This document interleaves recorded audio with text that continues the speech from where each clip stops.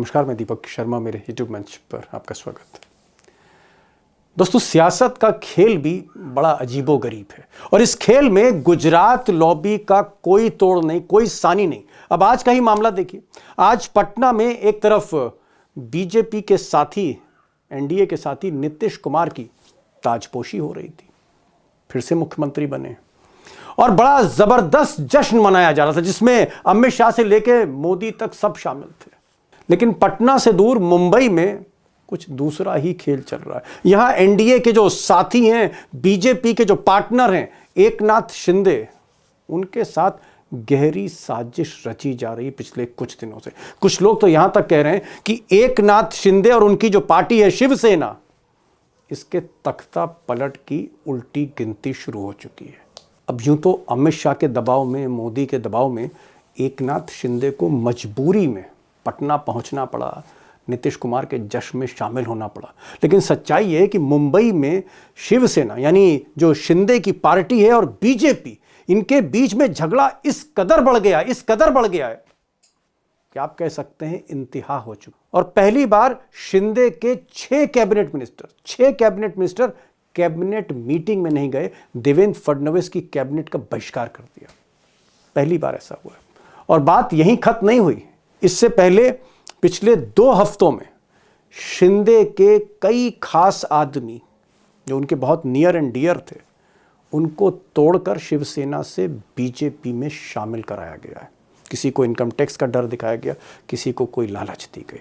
और उधर मुंबई से जो खबरें आ रही हैं, शिंदे की जो शिवसेना है उसके कई नेता पालघर में तोड़े गए, कई नेता कल्याण डोंबिवली इलाके में तोड़कर बीजेपी में शामिल करे गए। थाने जो गढ़ है एकनाथ शिंदे का, वहां भी कई नेताओं को तोड़ा गया और कई नेताओं को तोड़ा अभी जाना है। यानी शिवसेना के जो नेता हैं, चाहे वो उल्लासनगर हो, थाने हो या फिर पालघर हो या अगल बगल के इलाके हो मुंबई के, उनको तोड़ने का खेल जारी है।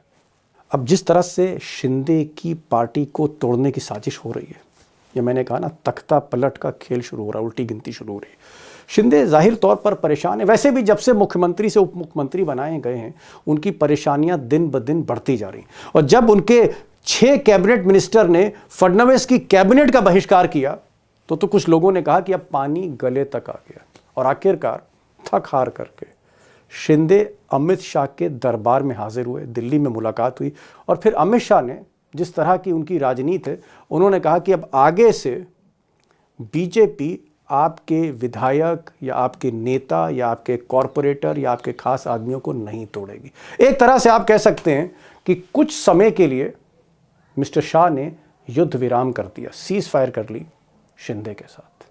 अब दोस्तों, सच्चाई यह है कि मामला सिर्फ तोड़ फोड़ तक सीमित नहीं है, मामला सिर्फ कैबिनेट मीटिंग का बहिष्कार करने का नहीं है। असली वजह यह है कि एक योजनाबद्ध तरीके से एकनाथ शिंदे की पार्टी को कमज़ोर किया जा रहा है, उनके एमएलएस को कमज़ोर किया जा रहा है, उनके मंत्रियों को कमज़ोर किया जा रहा है। मिसाल के तौर पर देवेंद्र फडणवीस की जो सरकार है, वो एकनाथ शिंदे के जो विधायक हैं, एकनाथ शिंदे के जो मंत्री हैं, उनको फंड्स रिलीज़ नहीं करती, उनकी कंस्टिट्यूएंसी में फंड रिलीज़ नहीं होता।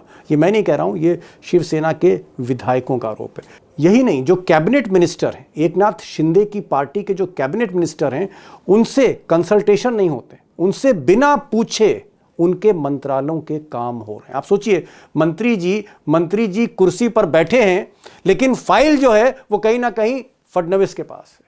सारे फैसले फडणवीस ले रहे हैं और मंत्री सिर्फ बुत बन के बैठे। और इसकी चर्चा सार्वजनिक तौर पर हो रही है। यानी कहीं ना कहीं ऐसा लग रहा है कि मिस्टर शिंदे के दिन अब बहुत ज़्यादा है नहीं।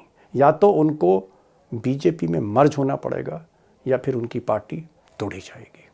अब दोस्तों, बड़ा सवाल यह है कि जिस तरह से गुजरात लॉबी ने शरद पवार जैसे छत्रप की पार्टी तोड़ दी, उनके भतीजे को अलग कर दिया, अजीत पवार को अपने साथ शामिल कर लिया, या फिर उद्धव ठाकरे की पार्टी तोड़ दी जो बीजेपी के बरसों बरस के साथी रहे, उनकी पार्टी तोड़ी, शिंदे को खड़ा किया। अब शिंदे की पार्टी की तोड़ने की नौबत आ रही है।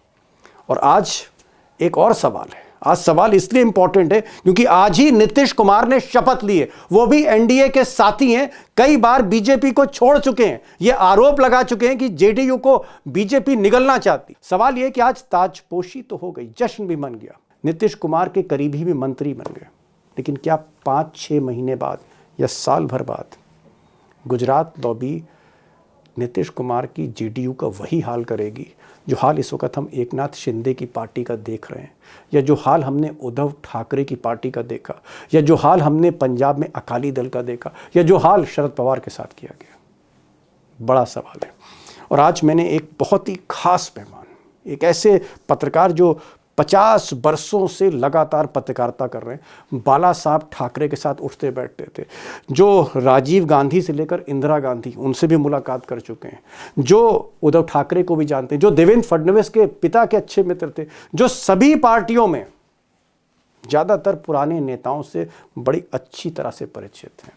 प्रकाश पोरे महाराष्ट्र के आप कह सकते हैं एक बहुत ही वरिष्ठ पत्रकार। आज मैंने उनको बुलाया है, अंदर की कहानी पूछी है, और मैंने उनसे पूछा है कि एक तरफ तो ताजपोशी हो रही है और दूसरी तरफ तख्ता पलट हो रहा है, ये सियासत कैसी है? पोरे साहब, एक तरफ हम देख रहे हैं कि पटना में ताजपोशी चल रही है और नीतीश साहब को फिर से जो है मोदी और शाह मुख्यमंत्री बना दिया, और दूसरी तरफ तख्ता पलट की तैयारी है शिंदे की। शिंदे के कई खास नेता, उनके गढ़ थाने से, पालघर से, शिवसेना के कई बड़े नेता, उनको पिछले कुछ दिनों में 15 दिनों में तोड़ा गया है और बीजेपी में शामिल किया गया है। इसके प्रोटेस्ट में 6 कैबिनेट मिनिस्टर शिवसेना के, वो कैबिनेट मीटिंग में उन्होंने बहिष्कार कर दिया, बॉयकॉट कर दिया। शिंदे जो है अमित शाह के पैरों पे पड़ गए दिल्ली में आकर। क्या लग रहा है आपको कि ये शिंदे को किनारे करने की एक साजिश है? ऑपरेशन लोटस कहूं मैं, ऑपरेशन लोटस शुरू हो गया है शिंदे सेना में। दीपक भाई, मुझे बताइए, ये कहावत है बहुत पुरानी, बोया पेड़ बबूल का आम कहां से पाए, तो मुझे बताइए। और इसके अंदर कोई नई बात थोड़ी है। देखिए, महाराष्ट्र में ये पिछले, मैं ऐसा समझता हूं कि 2000 करीब 20 साल से 25 साल से यही राजनीति चली है।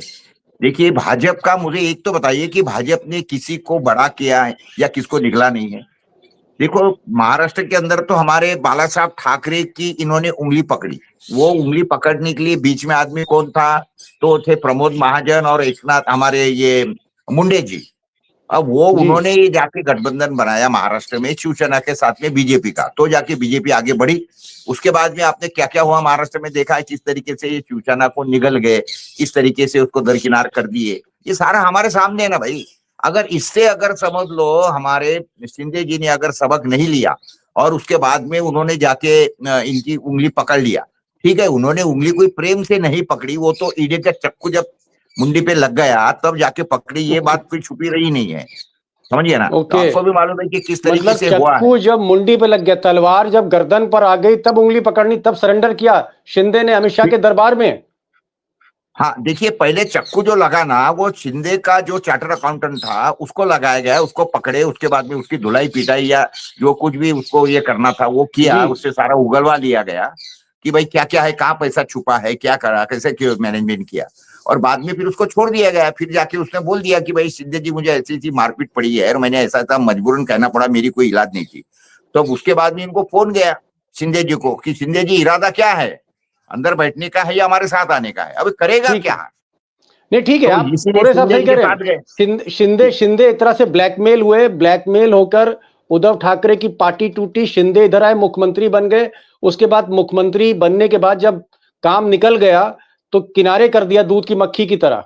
अब शिंदे के पीछे क्यों पड़ गए? ये जो गुजरात लॉबी शिंदे के पीछे क्यों पड़ी, मैं ये जानना चाह रहा हूं आपसे। अंदर की कहानी क्या है संक्षेप में? नहीं, ये किसके पीछे नहीं पड़े हुए साहब? हाँ, कौन से स्टेट में ये नहीं पड़े, मुझे तो बताइए। जिनकी जिनकी इन्होंने साथ लिया, बड़े हैं, उसके बाद में उन लोगों को बराबर दरकिनार कर दिया।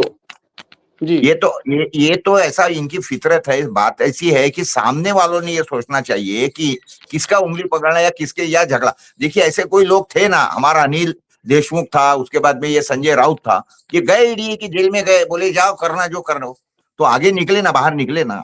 तो बातें कैसी है मालूम है क्या कि देखिए, जब ऑलरेडी जो आदमी रॉन्ग साइड है ना, पुलिस उसी को चालान करेंगे। एक बात ध्यान में रखो, ये थोड़े रॉन्ग साइड के करके दिन को ये दिन देखना पड़े ना। वो अगर रॉन्ग साइड नहीं जाते थे, राजनीति में मैं समझता हूँ कि अभी राजनीति इतनी अच्छी नहीं रही है, और राजनीति में तो सारा का सारा ऊंच नीच ये वो और पैसे की सारी नदियां बहानी पड़ती है, ये बिल्कुल बात तय है।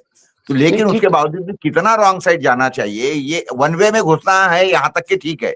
लेकिन अगर आप बोलेंगे कि मैं टोटल वन वे में जाके भी मैं राइट साइड में या लेफ्ट साइड में चलूंगा, तो वो क्या होने वाला है, एक्सीडेंट तय है। तो ये सारी बातें हैं नहीं जी। जी पोरे साहब, जिस तरह से अ, एकनाथ शिंदे के आदमियों को तोड़ा जा रहा है, उनको बीजेपी में शामिल कराया जा रहा है। हालांकि अब अमित शाह कह रहे हैं कि भाई हम अभी नहीं करेंगे, लेकिन मुझे कुछ बीजेपी के ही लोग बता रहे थे कि भाई शिंदे से अब हाईकमान खुश नहीं है, मोदी जी खुश नहीं है, और वो चाहते हैं कि शिंदे की पार्टी को मर्ज करा ले जाए या उसका वही हाल किया जाए जो उद्धव ठाकरे की पार्टी का किया गया। शिंदे के पीछे, मेरा सवाल है, शिंदे के पीछे अब गुजरात लॉबी क्यों लग गई है? देखिए, ऐसा है दीपक भाई, टू बी वेरी फ्रैंक, आप जो बोल रहे हैं कि खुश नहीं हो वगैरह वाली बात नहीं है। बातें ऐसी है कि जिस तरीके से इनको संख्या बल मिला है महाराष्ट्र में, इनको तो शिंदे की जरूरत ही नहीं है ना। ना ओ शिंदे की जरूरत है, ना ही अजित पवार की जरूरत है। इनको कितना है, ज्यादा से ज्यादा एक 8 या 10 एमएलए या 15 एमएलए की इनको जरूरत है। वो एमएलए अगर उनको इतने एक बार मिल गए, तो उसके बाद में तो इनको इसके दोनों की भी जरूरत नहीं है। तो जी। ऐसे कंडीशन के अंदर एक बात ध्यान में रखिए, तो अभी एक वो कहावत है कि मतलब निकल गया है तो हम पहचानते नहीं, यही वाली ओके। बात है। इनको जरूरत ही नहीं है इनकी, लेकिन अब ये बोझ ढो रहे हैं, उनका बोझ ढो रहे हैं। और उसके बाद में सत्ता जो रहती है ना, देखिए सत्ता आखिरी लेना किस लिए है? ये कोई आपका जनता का, लोगों का, किसानों का भला करने के लिए सत्ता में बैठना है, या माल खाने के लिए करना है, कमीशन खोरी करने के लिए है? तो पार्टनरशिप क्यों चाहिए? कोई भी काम में अगर कोई एक एक पार्टनर, दो पार्टनर, तो काहे के लिए वो भी दोनों किनारे कर दिए तो पूरी मलाई अकेले खा सकते? ये सिंपल थियरी है और इनको जरूरत नहीं है। जी बाकी तो हाँ, समझ गया, समझ गया। आप कह रहे हैं कि भाई अब शिंदे की जरूरत नहीं है, अजित बीजेपी के पवार की भी पास जरूरत नहीं। अजीत पवार की भी जरूरत नहीं, बीजेपी अपने दम पर सरकार चला सकती है। 10-12 विधायक की जरूरत होगी, वो कभी भी मिल जाएंगे अमित शाह को।